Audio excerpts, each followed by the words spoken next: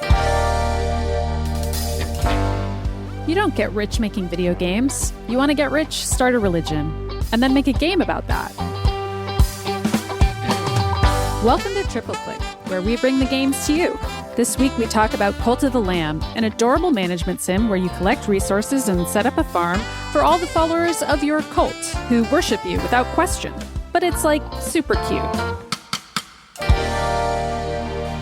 I'm Maddy Myers. I'm Jason Schreier. And I'm Kirk Hamilton, and hello! Hello, it's us again. We're Welcome back. It's nice to see you both. Hey, guys, before we start, I just got to show you a special something. No, I can't do this again. It was twins. I can't. It would have to be twins at this point. It's twins, and Jason keeps the twin a secret for their entire life, and that's like a huge part of their upbringing. It's identical twins, and then in like 20 years, I meet your son and your other identical son. Prestige. I would find some good way. Yeah, I would do like a prestige style magic trick to totally. do it. Yes, absolutely. Terrible. I look forward to that in 20 years. Anyway, welcome to our show about magic and the killing of various birds, butterflies, ate all in our magical tricks. Just kidding, it's a video game podcast. We have a few things to get to right off the top. Instead of talking about maximum fun, how about this? I'll say first, on September 8th, we have a little homework deadline for anybody who wants to participate in some homework with us. Start reading your Cliff Notes now.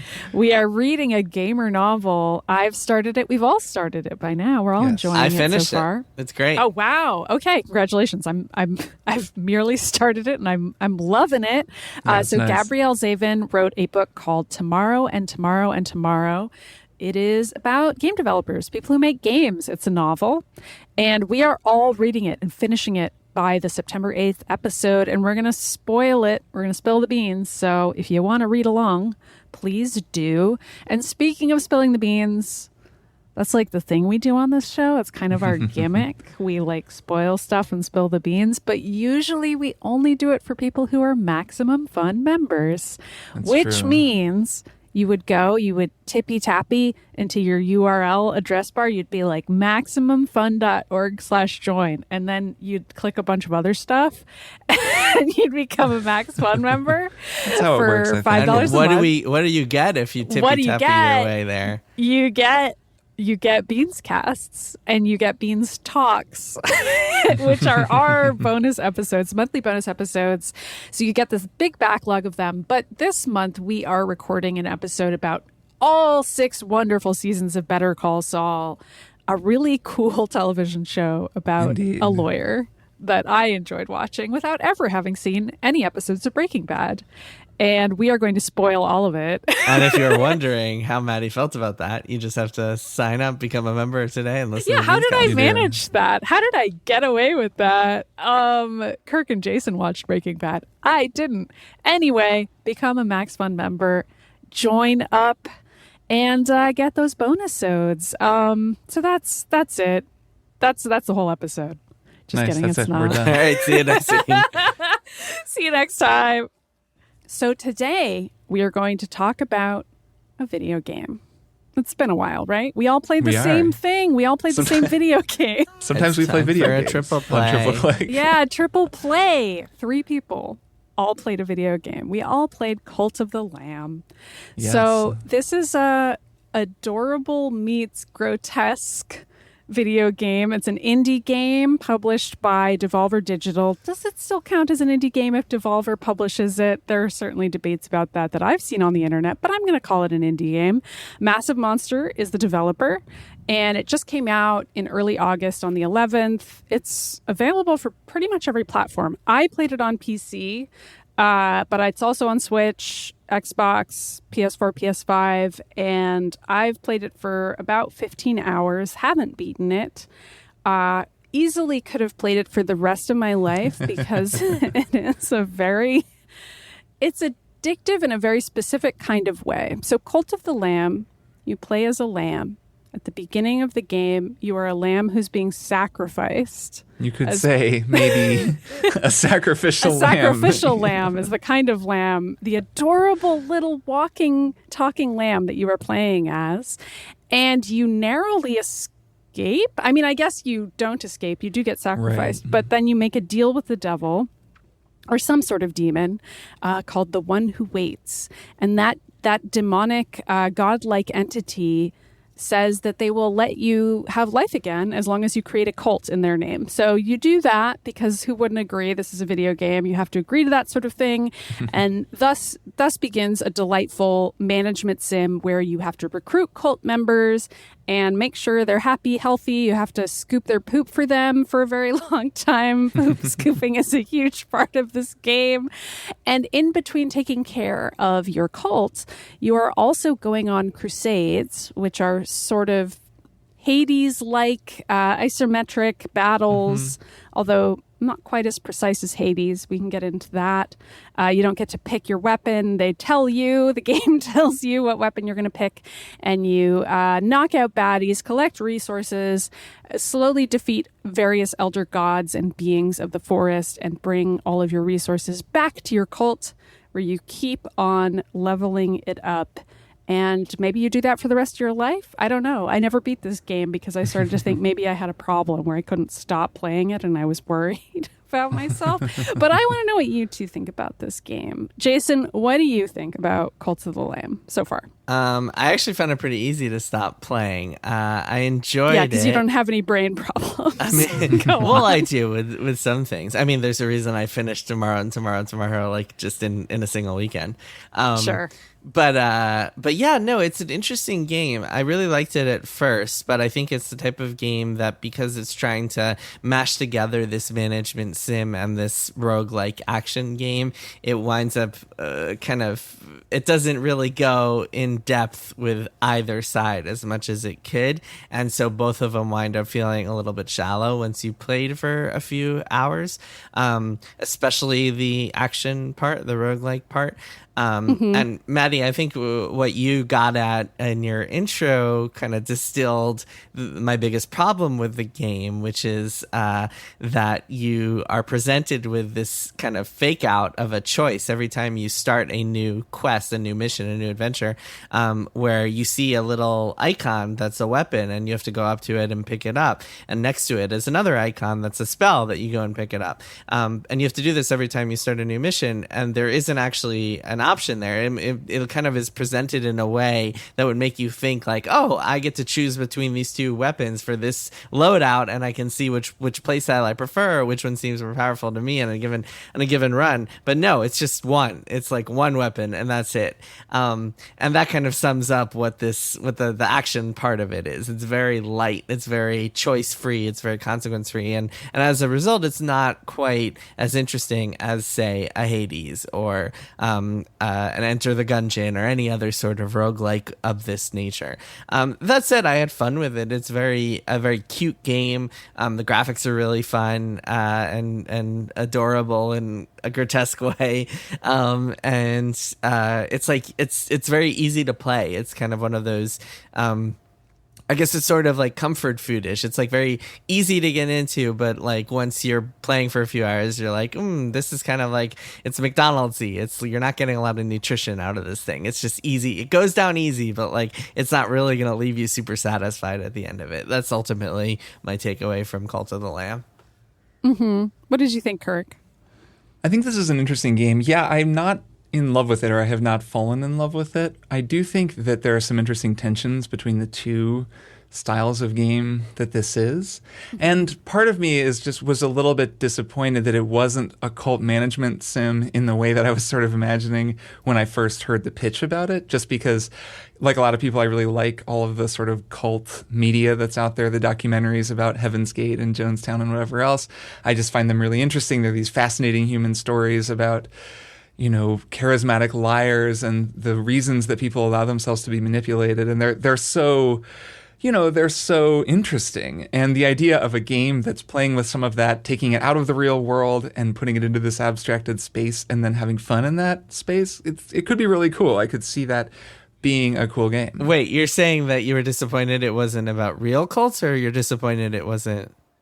Yeah, what do you mean by you're disappointed it wasn't a cult simulator? Well, so there's a fine line between a cult and a religion, right? And this is an ongoing discussion that Emily and I have been having. Maybe even a spectrum is perhaps how I might Absolutely. And when Christianity first started, it kind of seemed like a cult to some people. It was this weird new thing that people were doing. It's actually one of the cool world building elements of Assassin's Creed Valhalla is the way that people talk about Christianity is it's this weird upstart thing. Who really knows what that's about? And it's fun to see that from our perspective where Christianity, at least in America, is so dominant.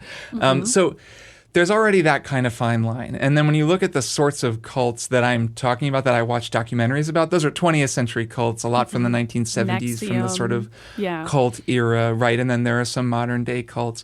And those all exist within a sort of civilized society, a quote-unquote civilized society. They're sort of, manipulating groups that use all of these tactics to sort of... like social media and the internet and all these other newer ways of recruiting people. Right, to recruit. And then they also use a lot of tactics to control their followers. There's just like a lot of stuff there that a video game could really interestingly explore. That's totally not what this game is. And I'm not saying that that it needed to be. I'm not holding that against it exactly. It has some elements, though, that I think are really cool and horrifying. And the fact that they're in the game, that's the part of it that I think is the best and most interesting part of the game, is the fact that you get to decide what your followers are going to worship, what doctrines they're going to follow. You're designing an entire religion. I mean, there's limited choices of what you get to decide. And Jason, I'm not sure if you played long enough to decide all your doctrines, for example, but you do at least have some choice about what people are going to prioritize and what they hold dear and so on. And is death a big part of your cult, or is, living forever? Or what are the fake promises that you're going to make to people? Those are the parts of the game that I was like, this is really cool. And I wish it was even more unnerving, if anything. It's like, it just kind of glances off the idea of that and then strays back into the cutesy territory. You know what I mean? And I wish it just really dove deep into that and was like, no, what you're doing is actually really messed up. And you're taking advantage of all these cute little lamb and oxen and deer and cute little animals that you're recruiting to be in your anthropomorphic animal cult. Right. I think that if it had just been the sort of cult management, environment management, resource management game, it could have focused on that stuff in a way that was interesting. I mean, the story of L. Ron Hubbard inventing Scientology is such a fascinating story because this guy who was a science fiction author literally sat down and came up with a religion that would be the most effective religion he could think of. He may have done that. We are pretty sure that's what he did. And he did talk about how he wanted to create a religion before he created Scientology, but we don't know. Okay, sure. Necessary ass covering complete. Allegedly. Anyways, so I think that's a really interesting process, and you're right that that's an interesting part of this game that you get to. I mean, dude, Scientology is scary, so it's actually probably why. Can you just bleep out every time you mention the name? I was talking about Shmai and Shmology, which is a theoretical totally religion. Anyways, so that idea is cool, and in this game, it is interesting that you get to choose different things to focus on, and that the ways that they affect your followers, or at least that I gather they can affect your followers, is cool, but a lot of it intersects with the dungeon crawling crusades part of the game, because that's the design of the game, is that these two types of game are sort of working in concert with one another, and sometimes in tension with one another in a way that is cool, and it gives this game a distinct identity, despite the fact that it really is like Hades meets Animal Crossing, and you just put those two together, and that's the elevator pitch. Yeah. It gives it a unique identity because those two things are very different.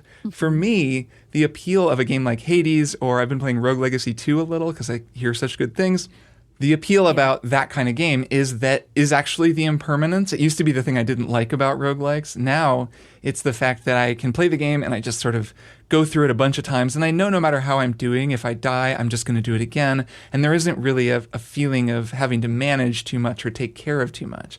And that's the opposite of the appeal of a game like Animal Crossing, where everything is kind of more permanent and cyclical, and it's not stressful exactly, but it's more of, you have more responsibilities, there's more of a schedule. And then in something like Stardew Valley, it's like actually kind of stressful because you have a fixed schedule that you're trying to stick to and maximize. So they're really different kinds of games. And there is a tension for me sometimes where the sort of disposability and the just fun of a roguelike is running up against the responsibilities, the day-night cycle, the schedule, the hunger, the cleanliness of my camp, and all these things I'm trying to maintain. And I struggle sometimes to gear shift between the two.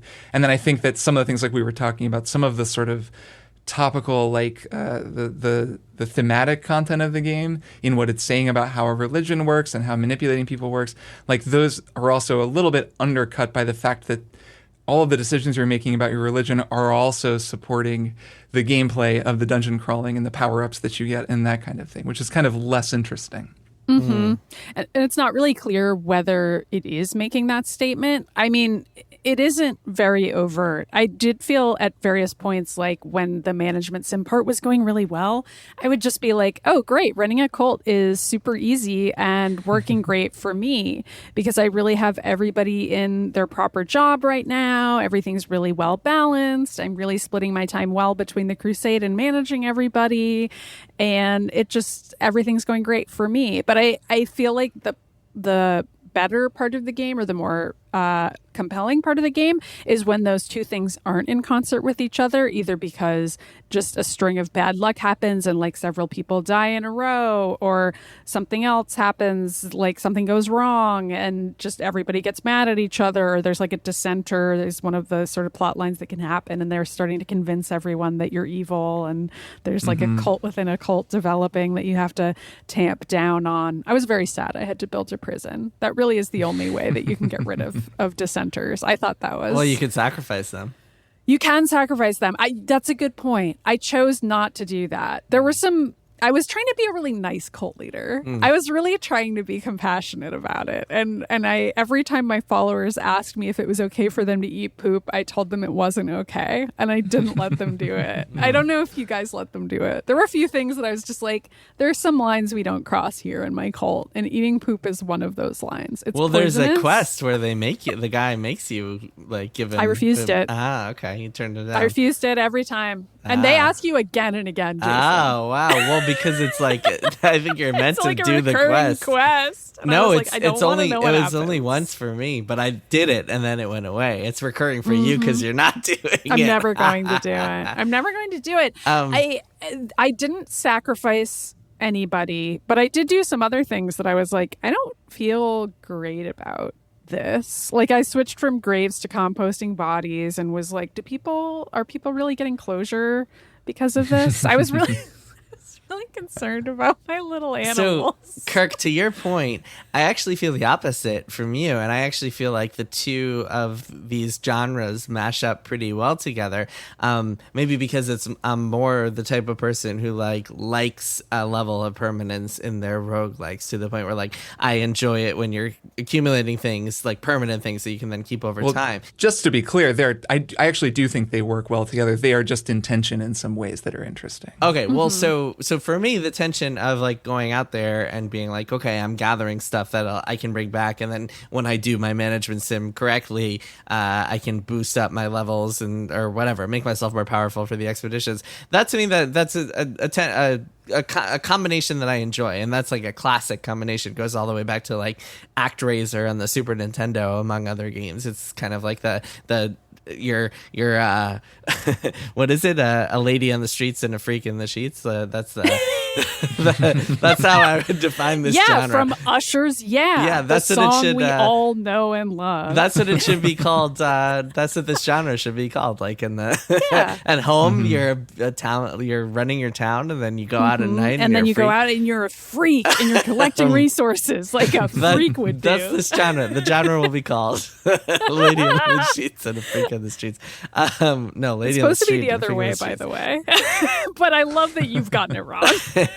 What I don't like is that the action part of this game is just not very satisfying. Like, once you've gone through it a couple of times, you've seen it all, and I think the biggest failure there is just a lack of good weapons. The best roguelikes give you a lot of cool different powers that you can experiment with, a bunch of different weapons you can play around with, because you need to kind of liven up that repetitive gameplay of fighting the same monsters over and over again by being able to do it in different ways. ways. And Enter the Gungeon is a prime example of that. Returnal is another good example of that. Hades, obviously the most kind of quintessential roguelike that I've played, at least. And this game really, really lacks that. And I think that is really what made me bounce off it the most. That and getting sick of like having to pick berries and pumpkins and stuff. But really, it's the action part just like did not do it for me. Yeah, I think that the action part has got to be so difficult to get right. I mean, Supergiant Games, the makers of Hades, made so many games before Hades, and each of their games, to their credit, are great. I mean, their first game, Bastion, was shockingly good for a first game. Those are, talk about freaks to those developers. Yeah, they're a hell of a studio. But I mean, Hades is this kind of culmination of everything they'd been doing for so many years. And yeah, I mean, it's like an impeccably designed action game, and that just is a really hard thing to pull off.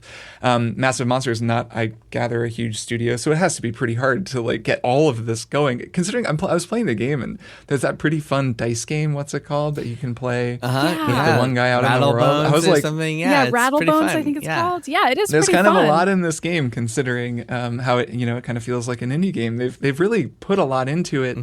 And I wouldn't be surprised if this team keeps making games if they get better at the action. But I do agree with you that Hades is a high bar to compare it to. Absolutely. But that's what does exists. fall short like, of that bar. Yes. It might be unfair to be like, yes, this small team, they can't really compare it to Supergiant, but like that's what is there. And as a player, you can't be like, wow, I feel bad for these. I mean, I guess you can, but like it doesn't make the action more enjoyable. Right. It doesn't. I felt like the management sim was deceptively well done. For what it's worth, I think it's Jason, pretty well designed. If you were to keep playing it, you can find ways to get other people to pick your pumpkins for you. I don't know if you got far enough to know that. Well, okay, fair enough. I have them all farming for me, but they don't get to when they plant the seeds and water them, but they don't actually pick it. I have to go and pick it. Like, unless I'm missing something. Yeah, there is a way to get them to pick it when you level everything up. But it's fine. Okay. Yeah. Okay. Yeah. And then everything is done for you. You Yeah, just have to it's keep one of maintaining all the machinery, which is, of course, its own entire job. There were definitely some moments where I was like, Maddy, you're a boss at work and you're playing being a boss simulator. Like, what are you doing with your life? Yeah. Like, you're just walking around making sure all of your reports are doing okay and like everybody's happy and like giving them gifts, and then also extorting tithes from them, which really feels bad after a while. Which you also do at Polygon. You extort tithes from your staff. I extort tithes. You sacrifice some of them to. I pay them and then I take their money away, which is also kind of how this game works, because you're providing for them and then you're taking things away from them at the same time. But I wasn't sure if the game really was quite confident enough in those kinds of bittersweet commentaries that it's making, which I again, those are my favorite part. Just the fact that it feels kind of a little bittersweet to be running a cult. And I'm like, maybe it should feel slightly more bitter than sweet. I don't know if it should be this rewarding. Or maybe it's like Katamari, where it's like the actual message of the game is that capitalism and consumption is bad, but it's going to feel really, really good to do. So you have to just constantly be careful with it. And power corrupts and all that. And this game feeling kind of good is actually the lesson at its core. A lot of these kinds of games put you in a similar position to this one without stating explicitly that you're a cult leader. I mean, in Animal Crossing, you are kind of a cult leader. I mean, everyone wants to be your best friend. They all do what you say. Like, you kind of arrange where they're going to live. They'll just be like, oh yeah, I'll move to a new house because you told me to. That's so weird. So, and it leads to the kind of the thing I was saying at the very beginning, where cults are really interesting. But I don't know, man, being a cult leader, like, I guess that's interesting. It's also like a pretty abstract mindset to try to get yourself into, to try to imagine being the L. Ron Hubbard or, whoever else. And being a cult member could be kind of interesting. There's this, I don't know if either of you played, I think it was Deus Ex. I think it was Mankind Divided. There's a quest where you have to get someone out of a cult. And you're like sneaking into this cult, headquarters, and you're talking to cult members. And I feel like it's not the only RPG that's done that. But I'm fascinated by those systems and generally view them with a lot of suspicion and want to help people get out of cults. Right. But there's so much, I don't know, there's a lot here. And it's kind of funny that this kind of game, like the management sim, is really a cult leader type Yes. of game. Like, it really just lends itself to that. It Well, is. Kirk, but you're playing as a coerced cult leader. Like, you're not choosing to start a cult. You are being forced right. to do So this. it's actually fine. I think that's an important point, though, that in this world, the deity exists and appears to you and like tells you what to do, Well, and it's a real thing. But you're not. But it's not only that the deity exists. The deity has forced you to do all of this. So it's not like you can Right. really psychologically get in the head of somebody in the real world who would decide, who would who Right. has the brain chemistry that makes them want to run a cult. Like, that's not what, because you're like a thrall essentially in this game. Well, sure. Though I would say the game still kind of makes you think about that stuff, even though narratively, like the textual interpretation is that this person is enthralled to a deity. As a player, you're still kind of thinking like, well, I just think of all of my followers as interchangeable like chaff that I can sort of use at will and just send to do my bidding. And you kind of do have that mentality toward your followers. Right. Where you As start one being does. like, well, this one's old, so if I sacrifice Right. them, that's fine. Or like, who do I want to give the most powerful necklaces to? And who's the most valuable person to me? And do I want to marry more than one person? That can cause problems. Like if you view everybody in that way, which of course the game is encouraging you to do. Yeah. Right. I think the It's- game could encourage that a little bit more than it I does. agree. Like, I Yeah. think about the character design and the designs of the followers. Did either of you spend much time on the customization? So when you get a new, to explain this, when you get a new follower in your cult, you indoctrinate them, you go and you sort of convert them to your religion.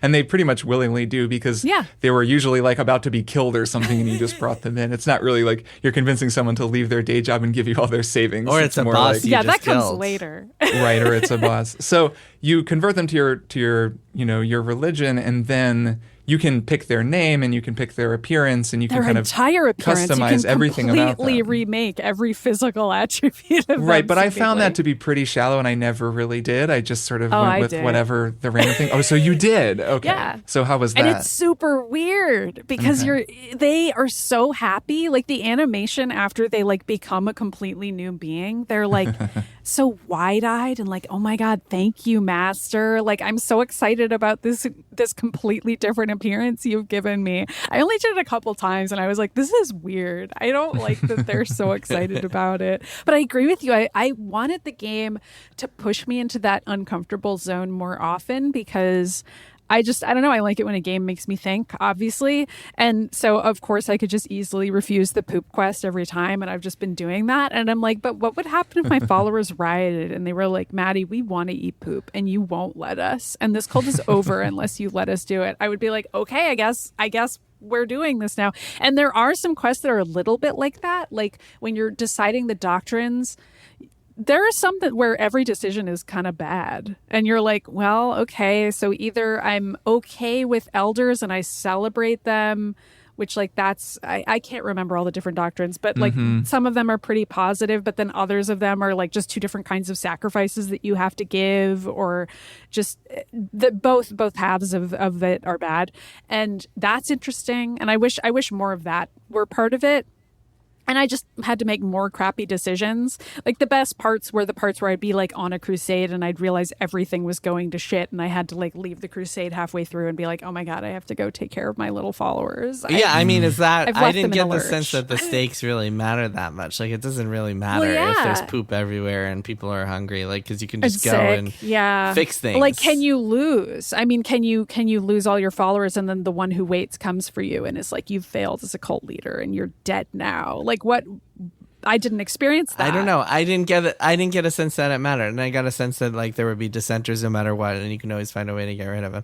One system, by the way, I didn't mention before is that you can actually turn followers into like demons that will accompany you Yes, on I your did missions. that too. Yeah. Which I haven't Which played is around helpful. with too much, but that's another cool mechanism. And I should say, like, I'm only like halfway through the skill tree or something like that, so there might be some cooler stuff unlocked later on, maybe even stuff that makes the action parts more fun and more engaging. No. But no, Sorry, but Okay, I no. never really thought the action parts got better. If Yeah. anything, I was like, this is a really cool management sim that is unfortunately also a roguelike.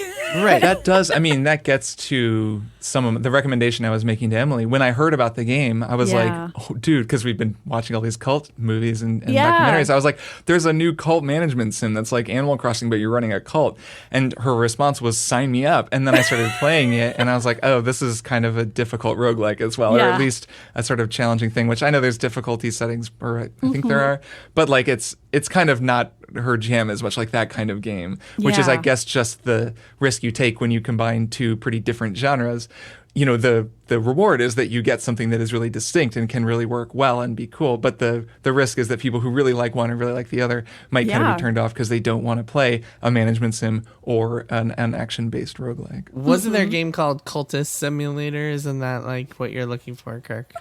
I don't Probably. remember. I don't know. Well, so I want to be clear that I'm not saying I wish this game had been a totally different game or had been... Nor are you saying you plan on founding a cult and that you're really interested in that. Also That's something you're no. not saying. Definitely not something I've Wink. sat around with my friends and talking about what kind of a cult we would design if we were to design a cult. That's a normal thing to talk about, right? Totally. No, it's more just that the cultiness of this game was a different flavor of cultiness than I was expecting. You know, the kinds of cults that I'm so interested in, which are the kinds of things that this game is teasing at and making me think about, are a little bit different than the cult that's actually depicted in the game when you play it. Mm-hmm. Although it did make me think about just the choice to have the cult member be a character that you're playing, because a lot of management sims, I mean, I guess I'm thinking of something like The Sims, where you're just this godlike being, Right, and or you don't black really and white, exist. like a literal god game. Yeah, like those yeah. games as well. And you're, I guess, arguably a cult leader for all of your Sims, but the game isn't positioned in that way. But also, you can torture them, and people absolutely enjoy doing that, or like forcing their Sims. I think in part because you are not a human being in the game. You don't exist. You are just this otherworldly force that can cause things to happen in the game, and then just see what the effects are.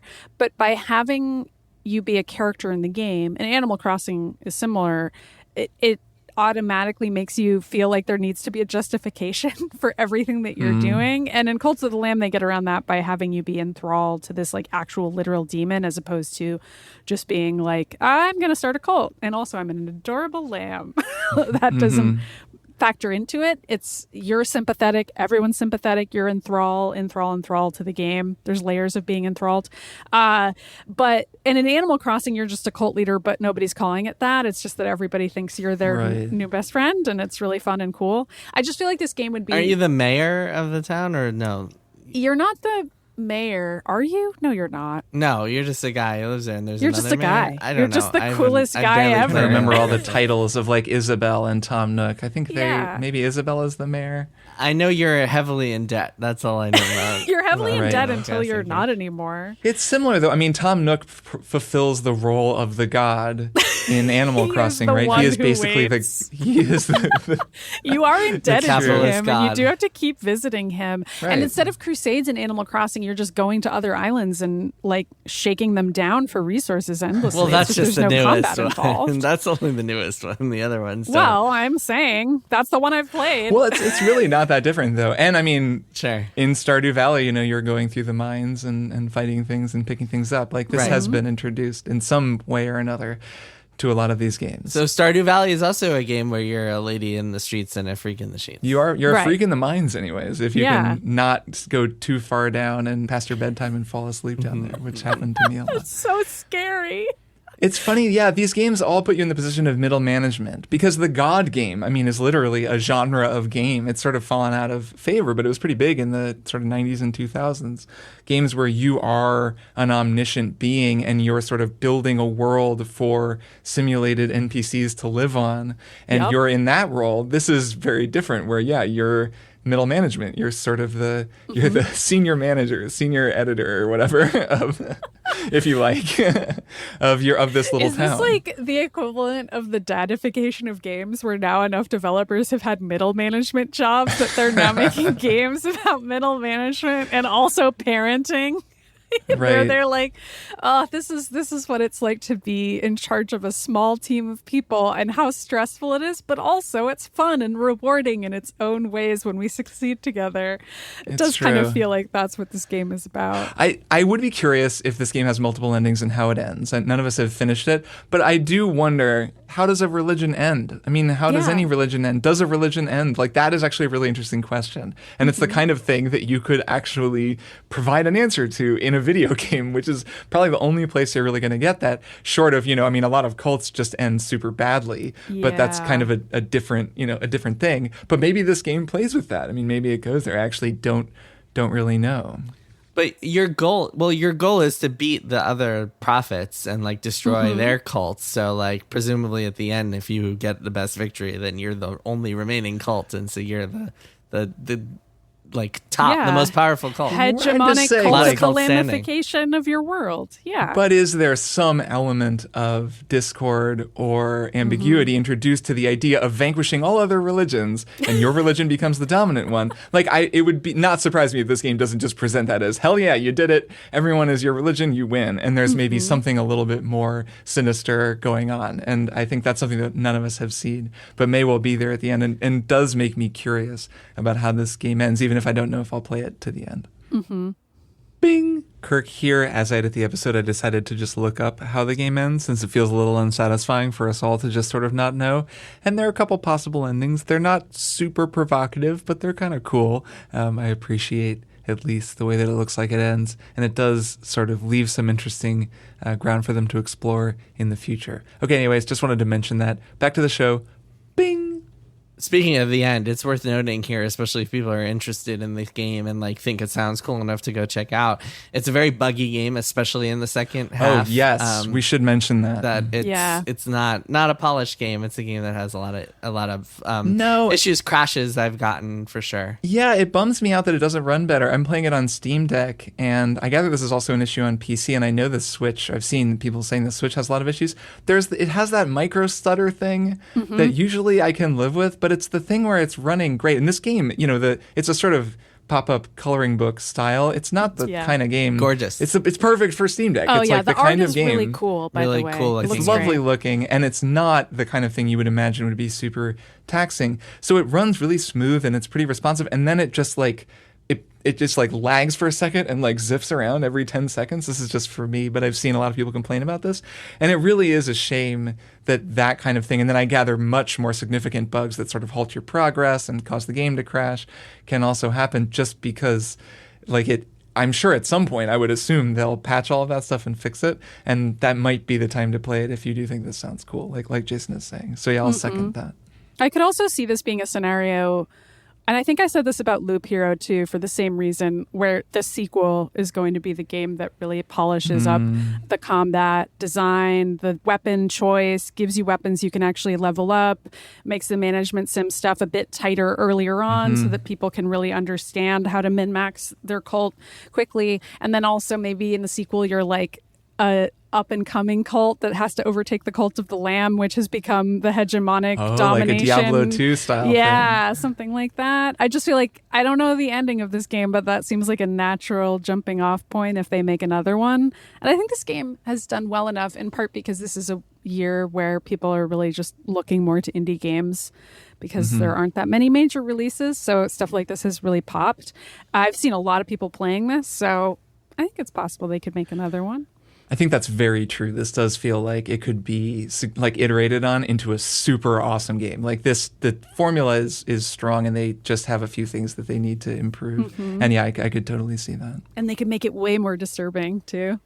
That'd be cool. I'd love it if this game were more disturbing. Because it should be. It should be. It's so adorable, but it's almost like they're afraid to get out of the adorable box. And I'm like, no, make it really weird. Like, I'm already cleaning up poop constantly. Just go ahead and get really, really weird. Make me care even more about my followers so I feel worse. It really just needs weird cult sex. Like, that's what the sequel should be. Honestly, I feel like they're on the verge of that because they included like the polygamy stuff. And I'm like, make that really weird. Like, make my followers like really fight over me. Like, I don't know. Get real strange with it. That's what Kirk wants. So yeah, Cult of the Lamb 2.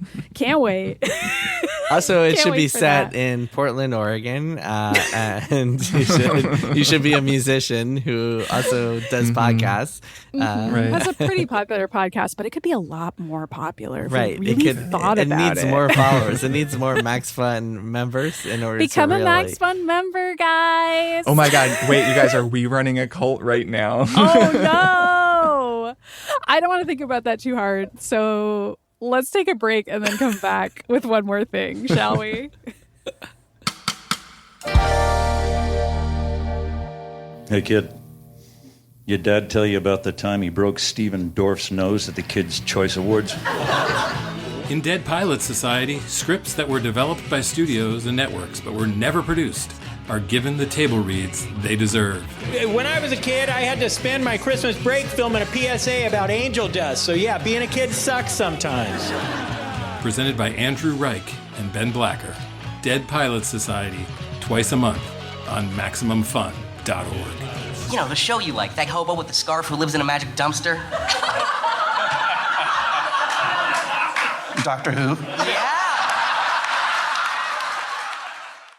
We are back with one more thing, and I think all of us are watching television shows. Jason, why don't you go first? Because we're going in chronological order, and you've chosen something from ancient history. Yeah, the ancient days of 2015, back when It really does feel like a different world, though. Barack like Obama anytime was I play president. something from the Obama years, I'm like, I don't even know who these people are. I don't know who I was then. I don't know who anyone was. It's wild. Yeah, I don't know nuts. who Charlie Cox is.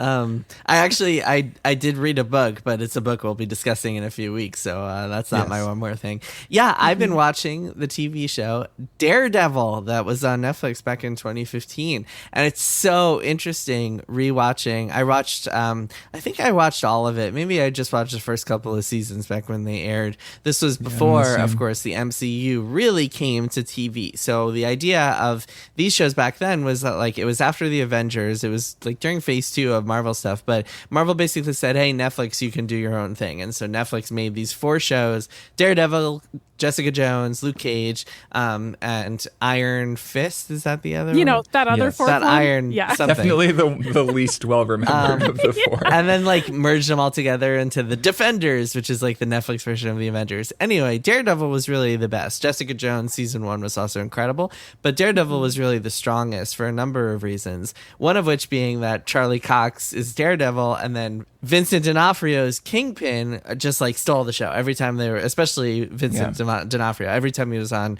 screen, he just totally, completely captured your attention. But because this was like the pre-MCU TV show days, the shows just feel so much different than like today's Marvel shows. So I've been rewatching Daredevil season 1. I kind of on a whim after Marvel announced that they're like bringing Daredevil back, and I've always been meaning to rewatch it because I remember really enjoying it. I've been rewatching Daredevil season 1.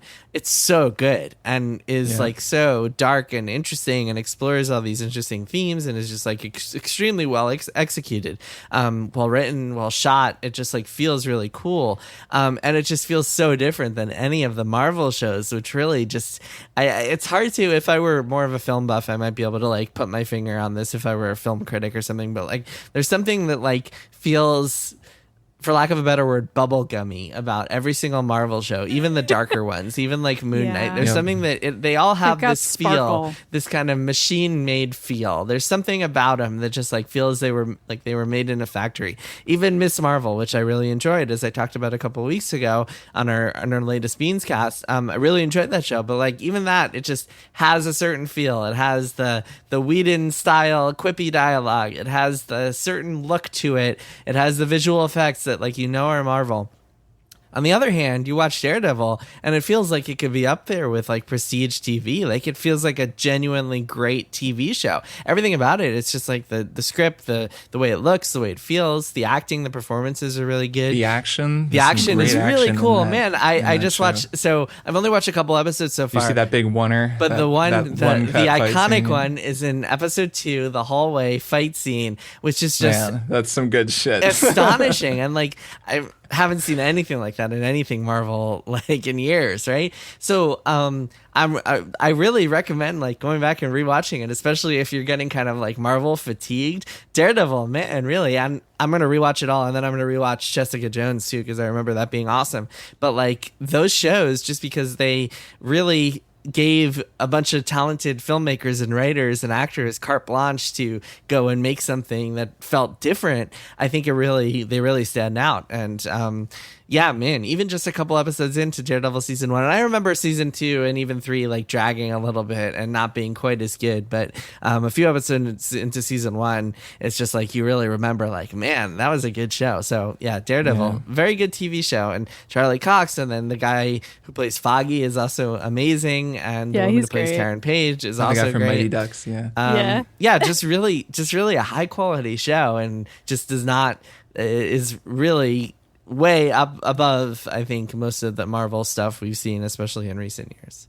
Yeah, well, part of it, this is something we talked about in our recent MCU Beanscast, which if you're a member, you can listen to.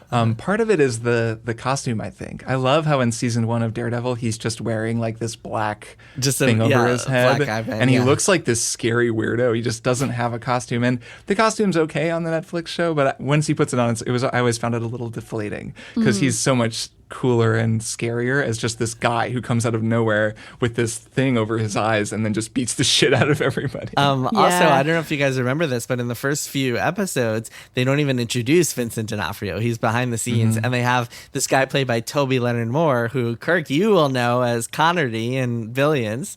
Right. Maddy, of course, you'll also know. No.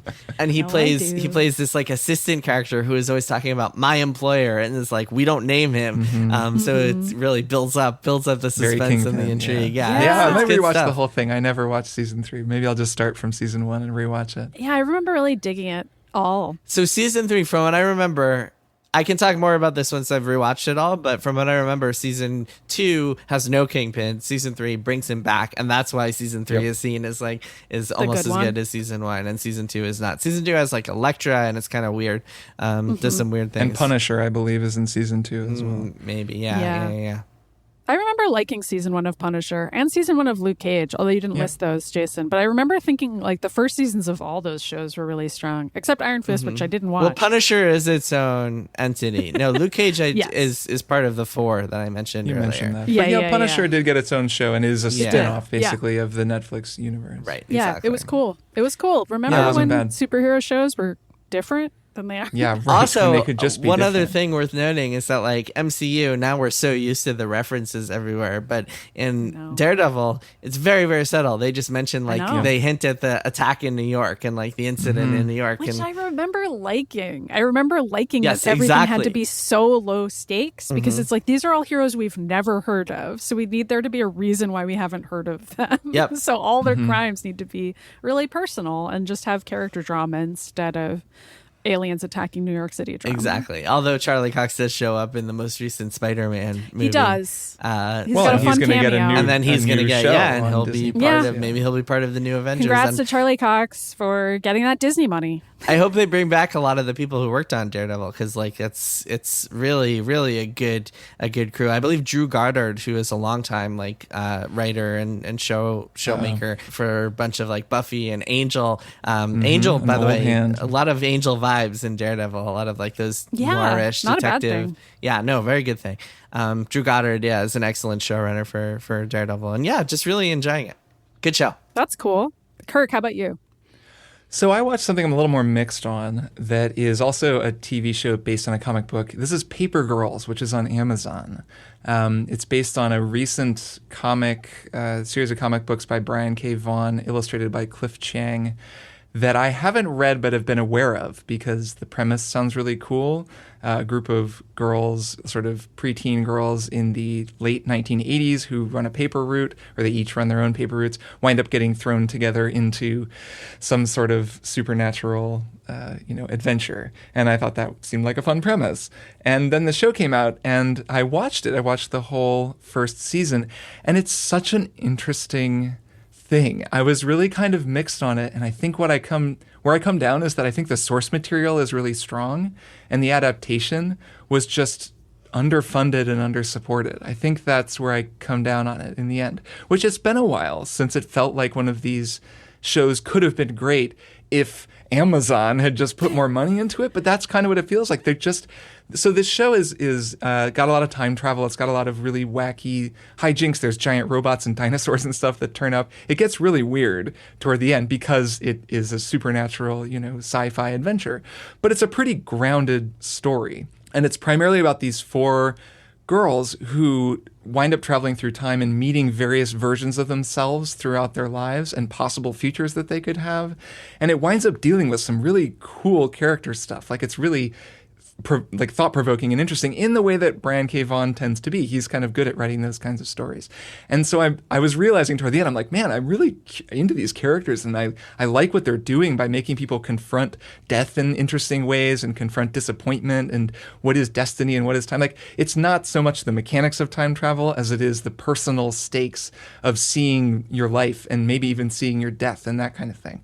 Really cool. And then the show itself just looks bad. Like, every scene is like shot in just some sort of gray building or on a street at night in a suburb or in a sort of, mobile home at a construction site.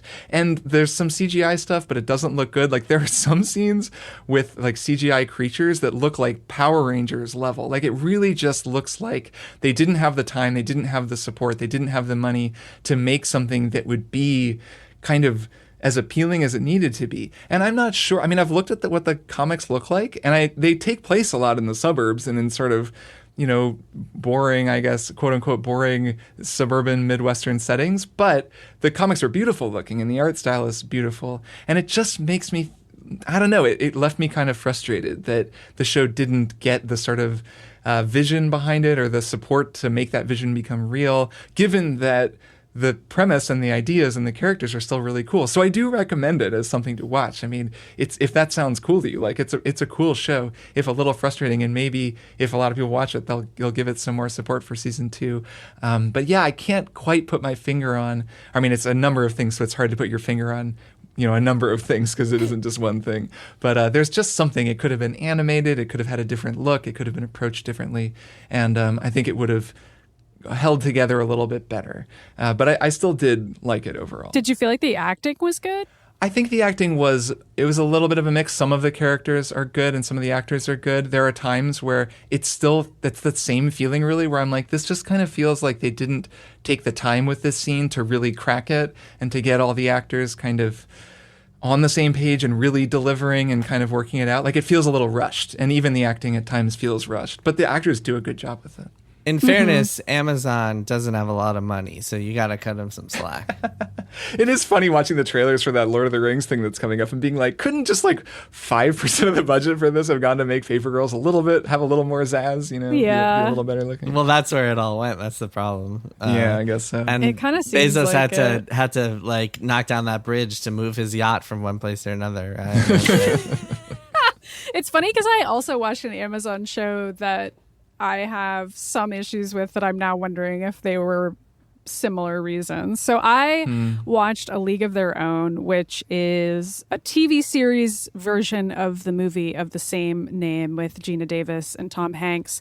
And my main memories of the movie are that it's a really fun sports story. And yes, there is a sort of will they, won't they between Gina Davis and Tom Hanks, but that isn't really the part of the movie that you're supposed to care about. And it also feels like it's only in the movie for titillation reasons and not because that was a romance that ever really happened. And the whole point of the movie is that it's an amazing baseball story. And you're like, oh my God, are the Rockford Peaches going to win or not? All these women are playing baseball professionally because, it's World War II and men aren't playing professional baseball really. So women get to do it. I mean, like, that's the point of it.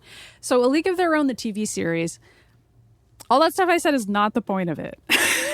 So throw all that in the trash. That's not what the show is about. Yes, it's about the Rockford Peaches and women playing baseball during World War II times. But this is actually a very serious and at times quite sad and disturbing portrayal of what it's like to be a queer woman in the 1940s when it was like illegal to exist at that time period. And Abby Jacobson stars in it as Carson Shaw, who's this woman who's married, but they don't actually say she's a lesbian, but that's how I would interpret her character arc. She likes her husband a lot, but she sort of has this moment of self-discovery where she falls in love with one of her teammates on her baseball team. And the experience of falling in love and discovering queerness is sort of positioned as the same as being a woman who likes baseball. And baseball is like barely on this show, which I'm a little disappointed about. Like, I can't believe I'm here saying like, boy, I'm really sad this is a queer love story. But like, it would be kind of cool if there was a little more baseball. Like, do you That's guys get what funny. I'm saying? Like, No, sure. It's just like the a sports little show bit that's more not a baseball. sports, like Ted Lasso or Friday Yeah, Night Lights, where like- you want a little sports in there. There's so much like queer character drama and like moments that like made me like, you know, tear up, and like these characters are really facing some significant hardships. Like, they're going to queer bars that are getting busted by the cops, and like people are getting gay bashed, and like there's all these serious horrible things that are happening. And there's this whole other storyline where there's like this black woman who really wants to be part of the team, and she ends up becoming a part of the Negro Leagues. And I like did all this research on my own because I was just fascinated by this, and there were 3 women who played in the Negro Leagues during this time period, and like the show is basing this storyline on that, which is really cool. And she's also queer, and like that's a part of her scenario. So it's like almost every single female character in this show is queer. But again, the show is not about baseball. It's just not. And like, that's fine. I think it's a really rad show about queer women in the 1940s. I don't know if it needs to be a league of their own. I don't know if it needed to be a baseball show, but like it is. And every time there's occasional baseball scenes, I'm like, this is so exciting. I love the baseball. I don't know. I still really like the show. I think people should watch it. I wonder now if maybe Amazon just didn't give them enough money to show like big crowd scenes. Also, it was filmed during COVID. So Right. I know that was a big concern with production. So I'm kind of wondering. I wonder that about Paper Girls too, is like maybe all the scenes have 5 people because of COVID. Exactly. So there's a lot of really deep, intense scenes between like 2 women or like 3 or 4 women. And Right. that's kind of the entire show. So like, if that sounds rad to you, the actresses are all fucking amazing. I mean, Abby Jacobson is the best. She's so, yeah. incredibly great. She really Yeah. carries the show. But like, they have these other 2 women who are like 2 Mexican players, and they have to like pretend to be Spanish because like everybody's supposed to be all American, and they have this whole storyline, and I loved them. I don't know. The show's really cool in terms of just character building, but I do wish it had more sports drama. That's all. Anyway, Interesting. I guess we all 3 went. The moral of this one more thing is Amazon should spend more money. We all need to support Amazon, guys. Everybody, Are please, they gonna be need your okay? money.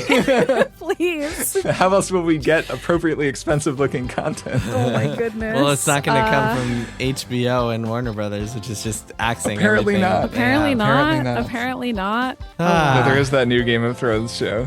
It's true. The Lord of the Rings, the Rings of Power, because you love to have the rings True. right next to the words the rings. It's true. We can never have too many rings in a title. Anyway, we all have to go talk about another TV show. We Please do. become a Max Fun member so you can hear us talk about it. MaximumFun.org/join. Yeah. And we'll see you all next week. See you next week. See you next week. Bye. Triple Click is produced by Jason Schreier, Maddy Myers, and me, Kirk Hamilton. I edit and mix the show and also wrote our theme music. Our show art is by Tom DJ. Some of the games and products we talked about on this episode may have been sent to us for free for review consideration. You can find a link to our ethics policy in the show notes. Triple Click is a proud member of the Maximum Fun Podcast Network, and if you like our show, we hope you'll consider supporting us by becoming a member at MaximumFun.org/join. Find us on Twitter at TripleClickPod, send email to tripleclick@MaximumFun.org, and find a link to our Discord in the show notes. Thanks for listening. See you next time.